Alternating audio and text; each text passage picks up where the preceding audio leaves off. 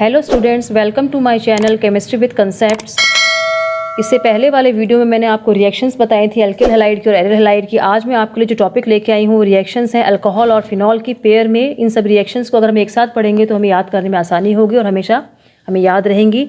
NCERT, CBSE और other board सभी boards के लिए बेनिफिशियल है 12th क्लास के बच्चों के लिए। तो बच्चों पहली रिएक्शन देखिए, C2H5OH की रिएक्शन हम करवा रहे हैं Al2O3 के साथ में। टेम्परेचर जो है मेन इसमें होता है, टेम्परेचर मायने रखता है इसमें। 553 केल्विन पे करवाएंगे, या फिर C2H5OH की रिएक्शन में H2SO4 के साथ करवाएंगे और टेम्परेचर 443 केल्विन होगा। दोनों में प्रोडक्ट सेम बनेगा, हमारा ईथर ही बनेगा। दोनों रिएक्शंस को आप साथ याद कर लेना। Al2O3 के साथ रिएक्शन होगी 553 केल्विन पे, तब भी यही बनेगा। या फिर H2SO4 के साथ रिएक्शन होगी 443 केल्विन पे, तब भी ईथर ही बनेगा अगर C2H5 जो है अल्कोहल जो है एथिल अल्कोहल है ये। नेक्स्ट रिएक्शन देखिए, C2H5OH दोबारा एल्थिल अल्कोहल आ गया। Al2O3 के साथ रिएक्शन हो रही है 623 केल्विन, टेम्परेचर बढ़ा दिया है मैंने, पहले 553 केल्विन था, अब 623 केल्विन हो गया। या फिर एथिल अल्कोहल रिएक्ट करता है H2SO4 के साथ 419 केल्विन में, ये ज़्यादा टेम्परेचर था, H2SO4 का टेम्परेचर इसमें कम है, तो हमें मिलता है वो एल्कीन है। 2 कार्बन का अल्कोहल लिया है तो हमें 2 कार्बन की एल्कीन ही मिलेगी। नेक्स्ट रिएक्शन जो है हमारा फिनॉल का है। फिनॉल रिएक्ट कर रहा है कॉन्क HNO3 और H2SO4 के साथ में। ये देखिए कॉन्क है, इट मीन्स NO3 की अमाउंट जो है ज़्यादा है, तो हमें 2,4,6 सब्स्टिट्यूटेड फिनॉल मिलेगा जिसका नाम है picric acid. 2,4,6 try nitrophenol IUPAC name है इसका। अगला रिएक्शन है वही फिनॉल है, लेकिन हमने डिल्यूट HNO3 के साथ में इसकी रिएक्शन करवाई है। उस समय हमें 2 प्रोडक्ट मिलेंगे, एक तो ऑर्थो सब्स्टिट्यूटेड मिलेगा और एक हमें पैरा सब्स्टिट्यूटेड मिलेगा। ये हमारा ऑर्थो सब्स्टिट्यूटेड हो गया और ये हमारा हो जाएगा पैरा सब्स्टिट्यूटेड। ये वाला प्रोडक्ट जो है मेजर अमाउंट में मिलेगा, क्योंकि इसके ग्रुप जो है OH और ये NO2 ग्रुप जो है बल्कि ग्रुप से दूर हैं, तो इनके बीच में रिपल्शन कम होगा, ज़्यादा स्टेबल होगा ये वाला। ये दोनों ग्रुप्स पास में हैं तो रिपल्शन होगा, ये कम स्टेबल होगा। अगला देखिए, फिनॉल की रिएक्शन हमने करवाई है ब्रोमीन वाटर, अगेन एक्सेस में है, अधिक अमाउंट में है, तो हमें दोबारा जो है वही मिलेगा जो निट्रो के केस में मिला था। 2,4,6 सब्स्टिट्यूटेड प्रोडक्ट मिलेगा, ये रहा 2,4,6 ट्राई ब्रोमो फिनॉल हो जाएगा। ये फिनॉल है, रिएक्शन हो रही है इसकी ब्रोमीन वाटर के साथ में in the presence of carbon disulphide, chloroform है, कार्बन टेट्राक्लोराइड है, इनमें से किसी भी एक के साथ रिएक्शन होगी तो हमें 3 सब्स्टिट्यूटेड प्रोडक्ट नहीं मिलेगा जैसे ऊपर वाले केस में मिला है।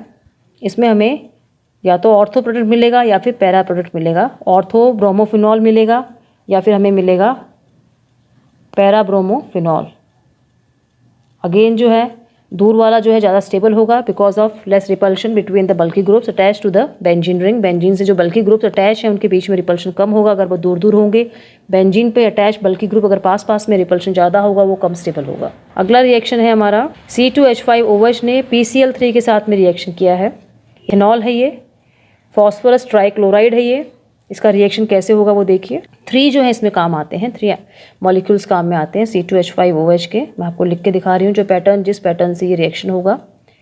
ये मैंने आप 3 मॉलिक्यूल्स ले लिए हैं C2H5OH के, इनका हम रिएक्शन करवाएंगे PCl3 के साथ में। इसको इस तरह से लिख लेते हैं, ईजी हो जाता है देखने में कि क्या निकल रहा है और क्या बन रहा है। ये यहाँ से निकल जाएगा, तो जो हमें प्रोडक्ट मिलेगा वो हमारा होगा ये H3PO3 तो निकल गया, H3PO3, और जो बन जाएगा हमारा ये बन जाएगा 3C2H5Cl बन जाएगा, प्लस H3PO3 हमारा निकल जाएगा। एक रिएक्शन और है अल्कोहल का PCl5 के साथ। अगर ये PCl5 के साथ रिएक्शन करता है तब क्या बनता है, तब इसको हम इस तरह से लिख सकते हैं। ये 3 अलग अलग प्रोडक्ट बन जाएंगे। तो कौन कौन से बने हमारे, C2H5Cl बन गया, POCl3 बन गया, और एक हमारा बन गया HCl। PCl5 से रिएक्ट करेगा तो ये बनेगा, और PCl3 से रिएक्ट करेगा तो मैंने आपको रिएक्ट करके दिखाया है। इथेनॉल है 1 डिग्री अल्कोहल, 2 डिग्री अल्कोहल और 3 डिग्री अल्कोहल का हम पढ़ेंगे अब रिएक्शन। इथेनॉल है 1 डिग्री अल्कोहल है, इसका ऑक्सीडेशन हुआ कॉपर की प्रेजेंस में 573 केल्विन पे। तो इस चीज़ को मैंने ऐसे खोल के लिखा हुआ है। यहाँ से H2 निकल जाएगा, removal of hydrogen is known as oxidation.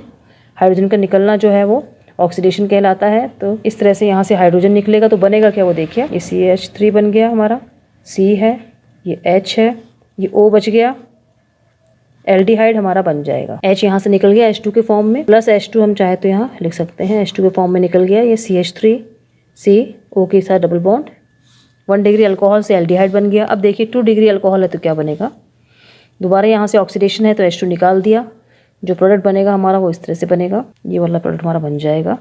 ये H और ये H तो निकल गया। जैसे ही H यहाँ से निकलता है इसका रीअरेंजमेंट होता है, ये H इस कार्बन पे आ जाता है, एक H तो इसके पास है, एक ये रहा, 2, ये तीसरा वाला ये आ जाएगा, तो इसके पास 3 H हो जाते हैं इस कार्बन के पास में। इसको हम लिख सकते हैं CH3 CO CH3 हमारा कीटोन बनता है। 2 डिग्री अल्कोहल है तो पहले वाटर का मॉलिक्यूल निकलेगा, फर्स्ट नंबर पे जो है वाटर निकलता है, और सेकंड नंबर पे रीअरेंजमेंट होता है, पुनर्विन्यास होता है, और एक हाइड्रोजन जो है वो बगल वाले कार्बन पे आ जाता है और हमारा कीटोन बन जाता है। लेकिन अगर 3 डिग्री अल्कोहल है और उसका हमने ऑक्सीडेशन किया है कॉपर और कॉपर की प्रेजेंस में, 3 डिग्री अल्कोहल का ऑक्सीडेशन हमने किया है कॉपर की प्रेजेंस में 573 केल्विन पर, तो हमें जो है एल्कीन मिलता है। अगर हमने जितने कार्बन का हम लेंगे उतने कार्बन का हमें एल्कीन मिल जाएगा। 3 डिग्री अल्कोहल की शेप इस तरह से होती है, 3 डिग्री अल्कोहल की शेप इस तरह से होती है। इसमें क्या होता है, एक OH यहाँ से निकल जाता है और एक H यहाँ से निकल जाता है, in the form of water के फॉर्म में ये निकल जाता है, यहाँ कम हो और यहाँ डबल बॉन्ड आ जाता है, तो हमारा क्या बन जाता है CH3 ये CH3 पड़ा रहता है, यहाँ डबल बॉन्ड आ जाता है, और इस तरह से हमारा ये इसमें एक हाइड्रोजन निकल के 2 हाइड्रोजन इस पर बच जाते हैं, ये हमारा एल्कीन बन जाता है 3 डिग्री अल्कोहल से। 2 डिग्री अल्कोहल से हमारा बनता है कीटोन और 1 डिग्री अल्कोहल से हमारा बनता है एल्डिहाइड।